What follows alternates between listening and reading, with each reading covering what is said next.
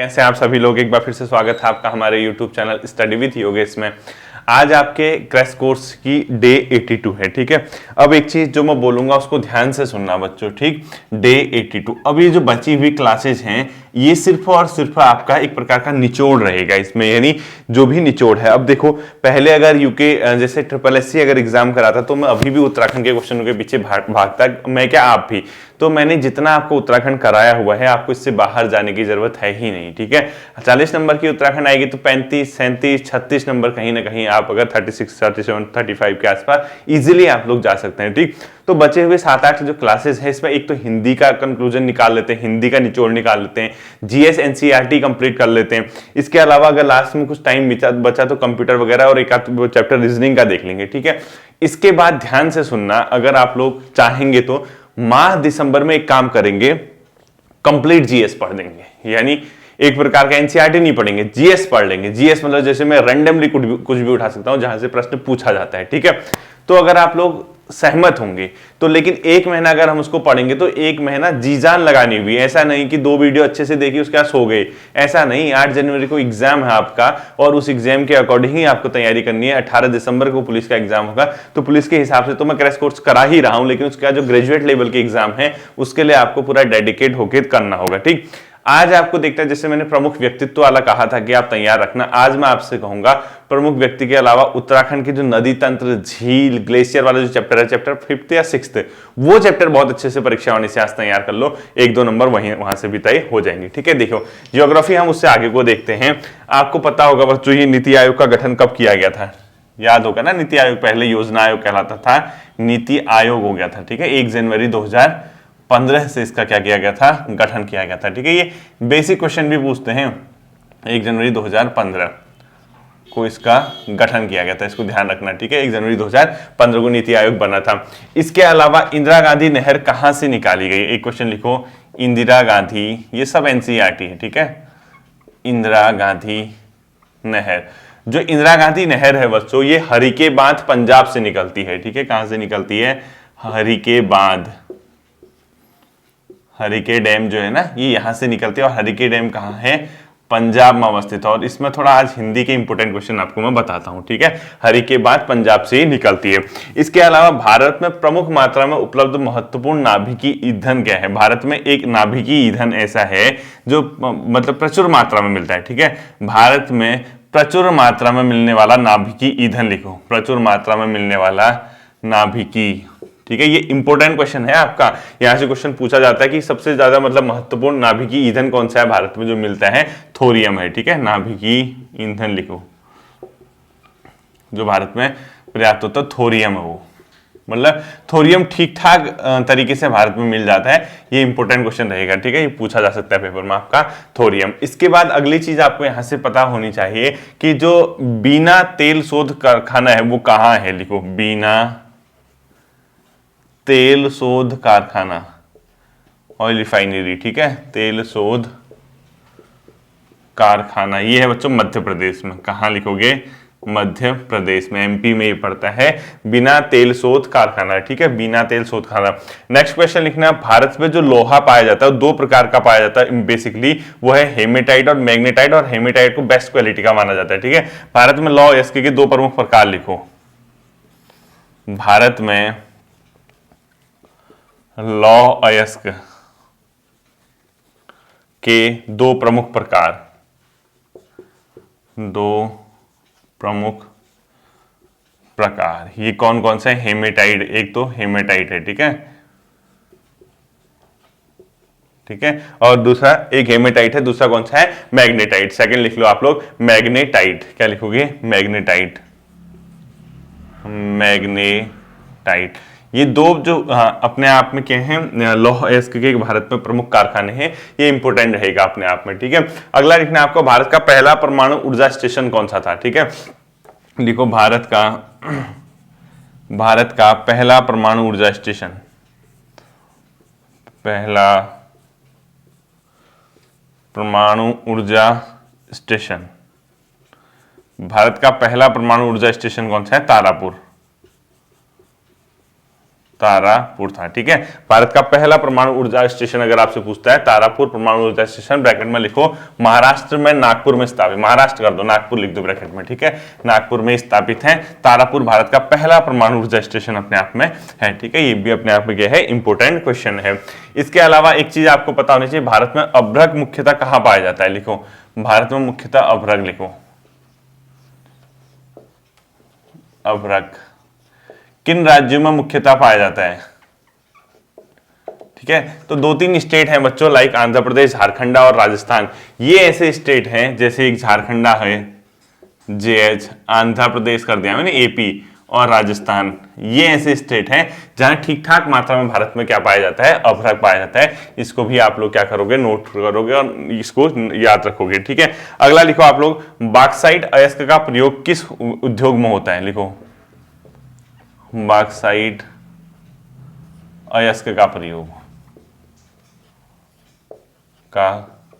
प्रयोग किस उद्योग में होता है, इसको ध्यान में रखना आप लोग। और बॉक्साइट अयस्क होता है बच्चों एल्यूमिनियम के विनिर्माण में। ठीक है, लिखो एल्यूमिनियम, शॉर्ट लिख दिया मैंने। ठीक है, के मैन्युफैक्चर, इसमें विनिर्माण में। ठीक है, यानी एल्यूमिनियम उद्योग में किसका प्रयोग होता है, बॉक्साइट का प्रयोग अपने आप में होता है। और याद रखना, जो मैं GS कराऊंगा आपको माह दिसंबर में, लगभग 30 क्लासेस में मैं उसको मतलब मेरा ये टारगेट रहेगा कि जो आपकी 30-35 नंबर की जो GS आनी है, 30-32 नंबर की, 20-25 उसी से आ जाए। मतलब मैं अपने उससे चाहूंगा कि इतना आपका बन जाए। अब ये नहीं कि उसमें प्राचीन भारत में पढ़ाऊं, आपको मध्यकालीन भारत पढ़ाऊं, ऐसे नहीं पढ़ाऊंगा मैं, रैंडमली कुछ भी बता सकता हूं जहां से मुझे लगता है कि क्वेश्चन आ सकता है। जैसे होता नहीं है, प्रमुख ठंडी जलधाराएं 4 लिखा दी, प्रमुख गर्म जलधाराएं 4 लिखा दी, होम्स झील के नाम लिखा दिए, प्रमुख ज्वालामुखी पर्वत के नाम लिखा लिए, प्रमुख अपने आप में क्या कहते हैं, मोड़दार पर्वतों के नाम। इस प्रकार से जो क्वेश्चन होते हैं ऐसे पढ़ाऊंगा, ऐसा नहीं कि प्राचीन पढ़ाओ मध्यकालीन, अब नहीं होता है इतना, क्योंकि पेपर इतना वो है भी नहीं कि इतना ज्यादा क्वेश्चन आपका पेपर में आएगा। ठीक है, अगला लिखना है आपको, बॉक्साइट का सबसे बड़ा उत्पादक राज्य भारत में कौन सा है, लिखो बॉक्साइट का सबसे बड़ा उत्पादक उड़ीसा, सबसे बड़ा उत्पादक। ठीक है, बॉक्साइट का जो सबसे बड़ा उत्पादक है बच्चों भारत में, उड़ीसा राज्य, इसको भी ध्यान में रखना है। ठीक है, अब एक क्वेश्चन यहां आता है, जो लोहा होता है ना, लौह अयस्क, उसके प्रगलन में हम किस प्रगलन में कच्चे माल के रूप में मैग्नीज का प्रयोग करते हैं। ठीक है, लिखो लौह अयस्क के प्रगलन में लौह अयस्क के प्रगलन में कच्चे माल के रूप में किसका प्रयोग किया जाता है, मैग्नीज का। ठीक है, क्या लिखोगे, मैग्नीज का अपने आप में क्या किया जाता है, प्रयोग किया जाता है। किसके, लौह अयस्क के प्रगलन में किसका प्रयोग किया जाता है, मैग्नीज का। ठीक है, अगला लिखना है आपको, ये जो काला हांडी व ये है ना कोरापुट में, ये जो सबसे बड़ा उत्पादक उड़ीसा लिखा है ना, इसको ब्रैकेट में लिखो काला हांडी की खाने, काला हांडी में। ठीक है, कोरापुर और कालाहांडी में, एक कोरापुर लिख दो। ये 2 जगह ऐसी है जहां पे इनका उड़ीसा में क्या मिलता है, अच्छी खासी मात्रा में। अब ये कोरापुट कर देना। ठीक है, इन दोनों जगह पे क्या ठीक ठाक मात्रा में मिलता है बॉक्साइट का, और कोरापुट कर देना। ठीक है, बॉक्साइट यहाँ पे ठीक ठाक मात्रा में अपने आप में पाया जाता है। ठीक, इसके बाद नेक्स्ट क्वेश्चन लिखना है आपको, भारत में तांबे का सर्वाधिक उत्पादन कहाँ होता है, भारत में तांबे का सर्वाधिक उत्पादन, राजस्थान की खेतड़ी की खाना सुनेंगे, तांबा सर्वाधिक उत्पादन। 2-3 स्टेट हैं, लाइक एक राजस्थान है, मध्य प्रदेश है, इसके अलावा ये सब। ठीक है, तो बालाघाट और राजस्थान, यानी मध्य प्रदेश का बालाघाट लिखो तांबे के उत्पादन में, एक तो मध्य प्रदेश का बालाघाट लिखो, मध्य प्रदेश में ब्रैकेट में, बालाघाट में बहुत ज्यादा उत्पादन होता है तांबे का। दूसरा राजस्थान लिखो, इसका खेतड़ी की खाने, खेतड़ी में। ठीक है, खेतड़ी की खाने बहुत बार पूछा जाता है कि किस मतलब अपने आप में धातु इसके लिए प्रसिद्ध है, तो तांबा यहाँ जो है बहुत अच्छी खासी मात्रा में पाया जाता है। ठीक है, इसको याद रखना और इसको गलत मत करके आना पेपर में कि जो खेतड़ी की खाना है वो किस चीज के लिए प्रसिद्ध है। ठीक है, इसके बाद अगला देखना आपको, पेट्रोलियम भंडार भारत में कहाँ कहाँ पाए जाते हैं, लिखो भारत में पेट्रोलियम भंडार, भारत में पेट्रोलियम के भंडार 2-3 जगह फेमस है बच्चों। एक तो पाया जाता है असम, गुजरात और मुंबई हाई।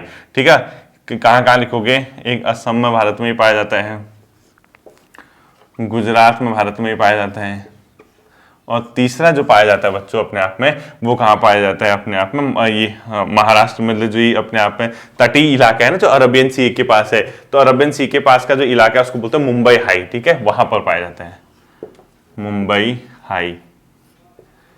इन जगहों पर भारत में क्या पाया जाता है, पेट्रोलियम का भंडार पाया जाता है। ठीक, अगला लिखना है आपको खनिज, धात्विक खनिज के अंदर कौन कौन से आते हैं, लिखो ऐसे लिखो, धात्विक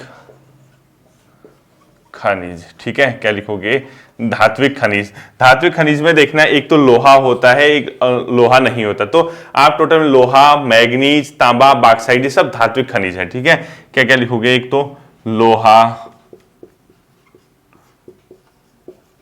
मैग्नीज, तांबा और बॉक्साइट आदि, ये कैसे खनिज हैं, धात्विक खनिज के एग्जाम्पल है। और इनमें भी लोहा और मैग्नीज क्या है, लौह धातु के, ठीक है, और ये अलौह है, ये इसमें लोहा नहीं होगा, लेकिन है ओवरऑल दोनों के दोनों क्या, धात्विक है। ठीक है, इसी प्रकार से बच्चों एक अधात्विक खनिज आता है जिसके अंदर ईंधन और गैर ईंधन भी आते हैं। ठीक है, अधात्विक लिखो, जिसमें धातु नहीं पाई जाएगी। ठीक है, अधात्विक खनिज, यानी अधात्विक खनिज के अंदर कौन कौन सी चीजें आ सकती हैं, ये अगर आपसे पूछेगा तो ध्यान रखना, कोयला, पेट्रोलियम, प्राकृतिक गैस हो गए, इसके अलावा माइका, चूना पत्थर, ग्रेफाइट, ये सब चीज। ठीक है, लिखो पेट्रोलियम, ये ईंधन वाले हैं। ठीक है, कोयला, ठीक, पेट्रोलियम, कोयला, प्राकृतिक गैस, कोई धातु थोड़ना है इसमें, प्राकृतिक गैस। ठीक है, पेट्रोलियम लिखा आपने, कोयला लिखा, प्राकृतिक गैस लिखा, इसके अलावा कौन कौन सा आता है, माइका, चूना पत्थर, ग्रेफाइट, बलुआ पत्थर, ये सब। ठीक है, माइका, संगमरमर, ये सब, माइका, चूना पत्थर, ठीक है, और संगमरमर, ये सब लिख दो आदि, ये तो पता ही है आपको कि इसमें कोई धातु थोड़ा ना पाई जाएगी। ठीक है, इसके बाद अगला आता है बच्चों जल प्रदूषण नियंत्रण, जल प्रदूषण निवारक और नियंत्रण अधिनियम किस वर्ष लाया गया था। ठीक है, मैंने शायद टेस्ट सीरीज में भी ये क्वेश्चन रखा था एक दिन, जल प्रदूषण नियंत्रण, क्या लिखोगे अगला क्वेश्चन यहाँ पे, जल प्रदूषण नियंत्रण, निवारक और नियंत्रण अधिनियम, जल प्रदूषण निवारक व नियंत्रण अधिनियम, नियंत्रण एक्ट, ये कब लाया गया था, 1974 में, यानी 1974 का ये अपने आप में है। ठीक है, इसके बाद आता है भारत में भौमजल का सर्वाधिक उपयोग करने वाले राज्य कौन कौन से हैं, लिखो, भूमि का जो जल है, भारत में भौमजल का सर्वाधिक उपयोग, यानी किन राज्यों में भारत में भौमजल का सर्वाधिक उपयोग होता है, ये पूछेगा तो ध्यान रखना, पंजाब, हरियाणा, राजस्थान, तमिलनाडु, ये राज्य हैं। ठीक है, लिखो पंजाब, हरियाणा, तभी तो यहाँ एग्रीकल्चर देखो कृषि क्षेत्र में आ गए हैं, हरियाणा, राजस्थान और तमिलनाडु, ये राज्य हैं जहां भारत में भौमजल का सर्वाधिक क्या होता है, उपयोग होता है। ठीक है, और इसका उपयोग किस क्षेत्र में होगा फिर भौमजल का, एग्रीकल्चर क्षेत्र में, कृषि के लिए तो इसको यूज करोगे ना, एग्रीकल्चर क्षेत्र में भौमजल का यहाँ उपयोग किया जाएगा। ठीक है, ये था आपका जीएस वाला पोर्शन। इसके बाद मैंने कहा था कि आज आपकी हिंदी के क्वेश्चन मैं कुछ बताऊंगा, अब कुछ ऐसे क्वेश्चन जो एक एक दो नंबर जो इंपोर्टेंट हो सकते हैं। ठीक है, और याद रखना प्रीवियस ईयर के पेपर्स में आए क्वेश्चन है, इधर नहीं, भले अदर स्टेट में क्यों ना आए हो, लेकिन पुराने साल के क्वेश्चन है। ठीक है, इसको इंपोर्टेंट रखना आपने। देखो महाकवि कालिदास जो थे वो कौन से अलंकार में करते हैं, ठीक है, लिखो महाकवि कालिदास ने अपनी रचनाओं में किस अलंकार का प्रयोग किया है, लिखो महाकवि कालिदास ने अपनी रचनाओं में किस अलंकार का प्रयोग सर्वाधिक, ठीक है, सर्वाधिक जो प्रयोग मिलता है उपमा अलंकार का, किसका, उपमा अलंकार का। ठीक है, किसका मिलता है, उपमा अलंकार के बेसिकली ये कवि हैं। ठीक है, महाकवि, इसको ध्यान रखना। अब इनकी एक रचना है रघुवंशम, ऐसे ही लिख दो आप भी, अगर कभी पूछता है कि रघुवंशम किसकी है तो आपका आंसर क्या होना चाहिए, महाकवि कालिदास की। ठीक, ये क्या है रघुवंशम, ये है महाकाव्य, नाटक वगैरह नहीं है। ठीक है, महाकाव्य, इसको ऐसे ही लिखे हो। ठीक है, रघुवंशम किसकी पूछेगा, महाकवि कालिदास की, और क्या है कहेगा, महाकाव्य। और इनकी जो है प्रथम काव्य कृति कौन सी, ऋतु संहार है। ठीक है, महाकवि कालिदास की प्रथम लिखो काव्य कृति, प्रथम काव्य कृति कौन सी है, ऋतु संहार। ऋतु संहार, ठीक है। ये इनकी पहली काव्य कृति है रघुवंशम, जबकि इनका जो है क्या है महाकाव्य। इसको ध्यान रखना। और इसमें 19 क्या है, मतलब 19 क्या है सर्ग हैं, ठीक है। इस रघुवंशम में क्या है 19 क्या है अपने आप में सर्ग, एक बार खंड टाइप का, ठीक। 19 क्या है इसमें सर्ग हैं, इस चीज को भी ध्यान में आप लोग रखोगे, ठीक। अब कालिदास की जो रचनाएं हैं उनमें 3 रचनाओं को बच्चों लघुत्रयी कहा जाता है, ठीक है। लिखो महाकवि कालिदास की किन 3 रचनाओं को लघु त्रयी कहा जाता है। अब इसी क्वेश्चन क्या आएगा, कौन सी रचना महाकवि कालिदास की लघुत्रयी के अंदर सम्मिलित नहीं है, ठीक है। इसको ध्यान रखना। इसमें है बच्चों रघुवंशम, कुमार संभवम और मेघदूतम, ठीक है। एक तो लिखोगे क्या रघुवंशम, दूसरा लिखो कुमार संभवम,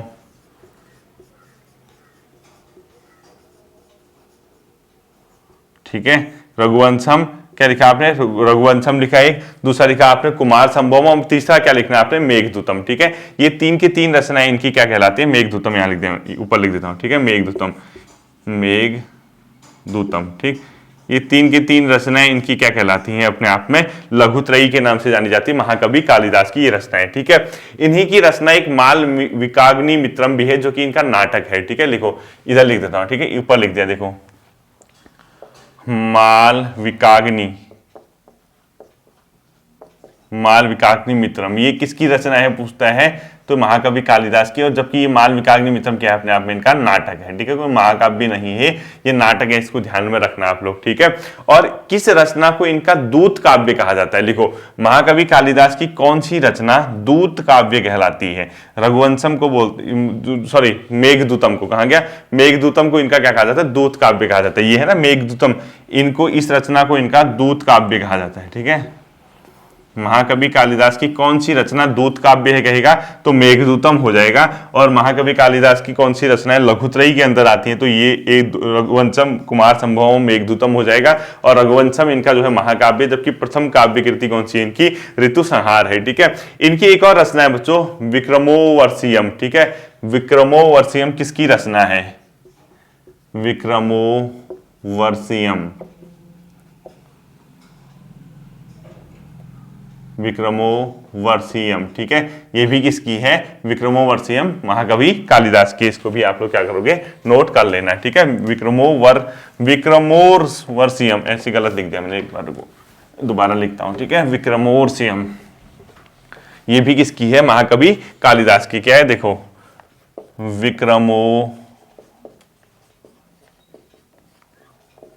विक्रमोर्वशीयम, ठीक है, ये किसकी है, महाकवि कालिदास की है, ठीक है। ये भी आप लोग क्या रखोगे ध्यान में रखोगे, ठीक। अब देखना कालिदास के एक क्वेश्चन आया था 2019 में 20 में यूपीटीजीटी पीजीटी में शायद, हाँ, तो उसमें ये आया था जो कालिदास ने अपनी रचनाएं की हैं उसमें जो निम्न वर्ग का तबका है या स्त्रियां हैं किस भाषा का प्रयोग करते हैं तो प्राकृत, ठीक है। लिखो कालिदास की रचनाओं में, महाकवि कालिदास की रचनाओं में स्त्रियां व निम्न वर्ग के लोग किस भाषा का प्रयोग करते हैं, किस भाषा का प्रयोग करते हैं तो प्राकृत भाषा का, ठीक है। जबकि उच्च वर्ग और कुलीन वर्ग जो है किसका प्रयोग करता है, संस्कृत भाषा का करता है। इसके बाद अगला क्वेश्चन देखिए इस क्वेश्चन को आप बना लोगे, ठीक है। इसके बाद अगला देखना, आपने ये सुना होगा कवि गुमानी, इनका नाम सुना होगा ना। इनका जन्म लिखो, कवि गुमानी का जन्म किस स्थान पे हुआ आपको सबको पता है, काशीपुर में। ये आपका हिंदी का भी हो गया, उत्तराखंड का भी हो गया, ठीक है, कवि साहित्य वाला पोर्शन हो गया। इसके अलावा जैसे कई ऐसे होते हैं ना बच्चों, गुप्त मैसेज होते हैं, यानी ऐसे लिखो गुप्त संदेश, पूरा लिखना है, ठीक है, संचार वाले से आ जाएगा। गुप्त संदेश जिसे द्रुत डाक द्वारा तत्काल भेजने के आदेश हो, गुप्त संदेश जिसे द्रुत डाक द्वारा, स्पीड पोस्ट, ठीक है, द्रुत डाक द्वारा तत्काल भेजने के आदेश हो,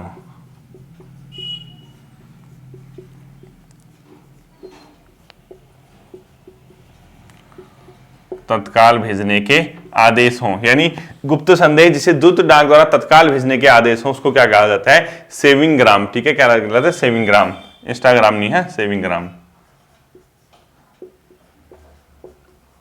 सेविंग ग्राम बोला जाता है इसको। ऐसी जो डाक होती है जो तत्काल भेजनी होती है, ठीक है।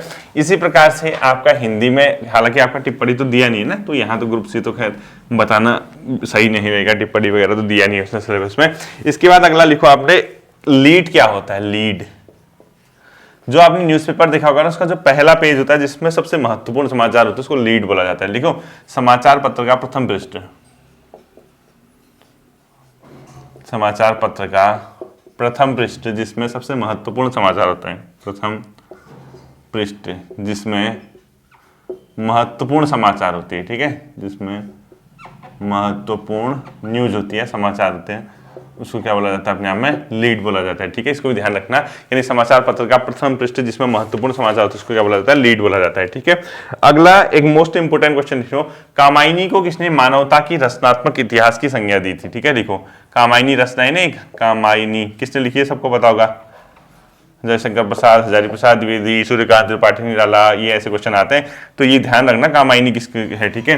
देखो, कामायनी को मानवता के रचनात्मक इतिहास की संज्ञा किसने दी, कामायनी को मानवता के इतिहास की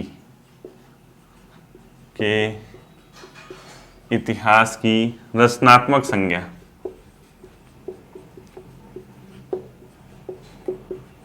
किसने कहा, ठीक है।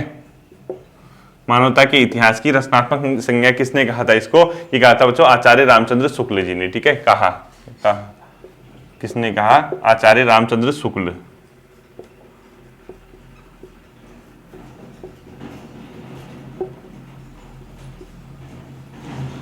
आचार्य रामचंद्र शुक्ल जी ने इसको ये कहा था, ठीक है। अगला क्वेश्चन आपने लिखना है, दिनकर जो है, देखो, रामधारी दिनकर जी की, पूरा क्वेश्चन लिखना, रामधारी दिनकर जी की कौन सी रचना भीष्म पितामह एवं धर्मराज के संवाद के रूप में जानी जाती है। रामधारी दिनकर की कौन सी रचना भीष्म पितामह, क्या लिखोगे, रामधारी दिनकर की कौन सी रचना भीष्म पितामह व धर्मराज के संवाद के रूप में जानी जाती है, धर्मराज के संवाद के भी रूप में, संवाद के रूप में जानी जाती है। कॉमन सेंस है बच्चों, कुरुक्षेत्र। क्यों, क्योंकि इसीलिए कुरुक्षेत्र में ही तो महाभारत का युद्ध हुआ था ना, तो ये महाभारत से ही संबंधित है, तो कुरुक्षेत्र भीम ये की है, रामधारी सिंह दिनकर की रचना है, जिसमें जो कि भीम पितामह धर्मराज के संवाद के रूप में अपने आप में जानी जाती है, ठीक है। अब एक इंपॉर्टेंट मतलब आपको उसके पता होने चाहिए रामधारी सिंह दिनकर जी के, मैं 4-5 रचनाओं के नाम लिखा रहा हूँ, उसी से एक फैक्ट निकालूंगा, ठीक है। तो आप ध्यान से देखना, इसको ये देखना, ये जो मैं लिखा रहा हूँ ये सब किसके हैं, जयशंकर प्रसाद के लिखा रहा हूँ, ठीक है। एक बार लिखो, झरना, ठीक है, लहर, आंसू, झरना, लहर, आंसू। इसके बाद लिखो ध्रुव स्वामिनी,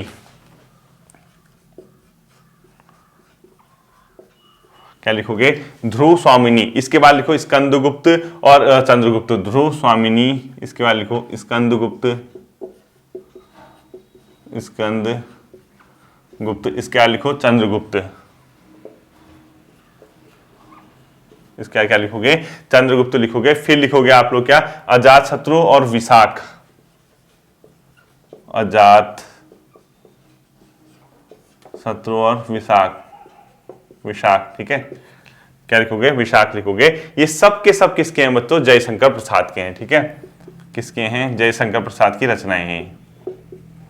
अब आप कहोगे सर ये तो पहले पढ़ा रखे हैं, इसमें जो इनकी एक रचना है चंद्रगुप्त, इसमें एक कैरेक्टर है जिसको लेकर क्वेश्चन बहुत बार पूछा गया है। लिखो, कार्नोलिया विदेशी पात्र किस रचना में है, कार्नोलिया विदेशी पात्र जयशंकर प्रसाद की किस रचना में है, ठीक है, विदेशी पात्र, तो यह है चंद्रगुप्त में। ये कार्नोलिया जो थी बच्चों, जो सेल्यूकस निकेटर वगैरह आए थे ना यहाँ चंद्रगुप्त के टाइम पे, उनकी बिटिया वगैरह थी, तो चंद्रगुप्त से उनको मोहब्बत हो गई थी। उसके बाद उन्होंने यहीं रही, भारत के बारे में उन्होंने वर्णन किया है, भारत की सुंदरता के बारे में बताया। तो कार्नोलिया विदेशी पात्र जयशंकर प्रसाद की किस रचना का हिस्सा है, अगर पूछता है तो चंद्रगुप्त का हिस्सा है, इसको ध्यान रखना। बाकी ये सब इनकी रचना है। इन्हीं के साथ साथ यहाँ पे इनकी कामायनी, आंसू और इरावती, आंसू जो है इनका हमेशा याद रखना, वो एक खंड काव्य है, ठीक है।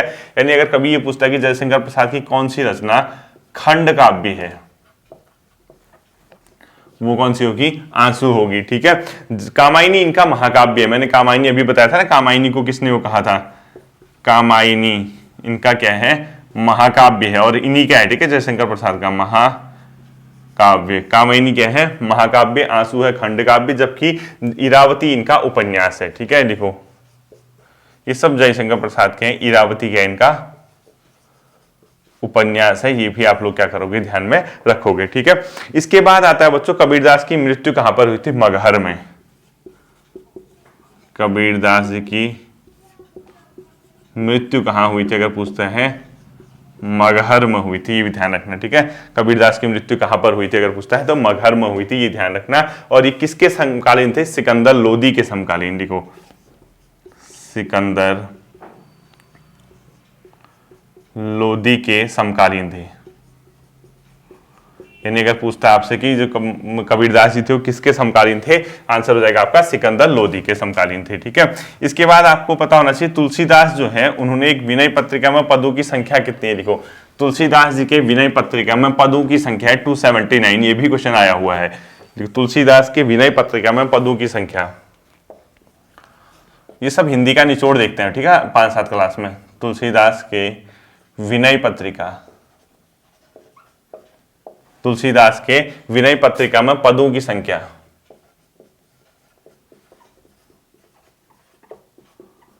पदों की संख्या है वो है कितनी, 279, ठीक है। 279 पद इसमें है विनय पत्रिका में। और कलिकाल से मुक्ति पाने हेतु इन्होंने किसकी रचना की थी। लिखो कलिकाल से मुक्ति पाने हेतु किसकी रचना की थी, कलिकाल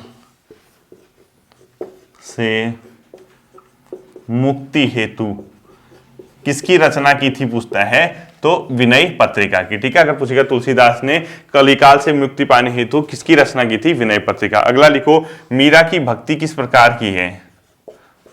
मीरा की भक्ति को क्या नाम दिया जाता है, मीरा भी है ना आपका सिलेबस, मीरा भाई, हाँ है शायद, माधुर्य भाव बोला जाता है इसको, ठीक है। लिखो माधुर्य भाव बोला जाता है मीरा की भक्ति को, ठीक है। एक मोस्ट इंपोर्टेंट क्वेश्चन लिखो, पुष्प की अभिलाषा, बचपन में पढ़ता भी था मैं, ठीक है, आपने भी पढ़ा होगा, एक हमारी हिंदी में लगता था। एक पुष्प की अभिलाषा किसकी रचना है, पुष्प की अभिलाषा है माखनलाल चतुर्वेदी की। मोस्ट इंपोर्टेंट कर देना इसको, माखन लाल चतुर्वेदी जी की है। और माखनलाल चतुर्वेदी जी को क्या कहा जाता है पता है आपको, एक भारतीय आत्मा। मोस्ट इंपोर्टेंट करना इसको, किसे एक भारतीय आत्मा के रूप में जाना जाता है, एक भारतीय आत्मा। अगर कभी क्वेश्चन आता है कि एक भारतीय आत्मा के रूप में किसको जाना जाता है, माखनलाल चतुर्वेदी को। मोस्ट इंपोर्टेंट है, ठीक हो। अगला क्वेश्चन लिखो, कलाधर उपनाम से किसने रचनाएं की है, जयशंकर प्रसाद ने। Most important. और लास्ट क्वेश्चन लिखो, कलाधर उपनाम से, कलाधर उपनाम से रचना जयशंकर प्रसाद, ठीक है। लिखो ये सब सिलेबस के टॉपिक हैं आपके और पेपर में आए हुए क्वेश्चन है, ठीक है। जयशंकर प्रसाद जी ने कलाधर उपनाम से क्या की है, रचना की थी। तो आज उत्तराखंड का मैंने छोड़ रखा है, वैसे उत्तराखंड में कराऊंगा नहीं, मुश्किल है उत्तराखंड आना। आप उत्तराखंड आपको छोड़ भी देनी चाहिए, ठीक है, क्योंकि इतने में जितना हम उत्तराखंड देखेंगे, कुछ जीएस और कंप्यूटर के इंपोर्टेंट और हिंदी के बचे हुए क्वेश्चन देख लेंगे तो ज्यादा मतलब हमारे लिए क्या होगा, बेनिफिशियल होगा, ठीक है। तो ये था आपका आज का टॉपिक। होपफुली आप लोगों को ये समझ आया होगा। आप लोग इसको एक अच्छे से तरीके से, सही तरीके से आप लोग इसको रिवाइज कीजिएगा। और आपका एग्जाम है तो अब बिल्कुल भी ढिलाई आपने इसमें नहीं बरतनी है, ठीक है। तो हम लोग इसको फिर इससे आगे को अगली क्लास में 83 में हम इसको आगे को कंटिन्यू करेंगे। फिर मिलते हैं अगले सेशन में। अपना ध्यान रखिएगा। Thank you.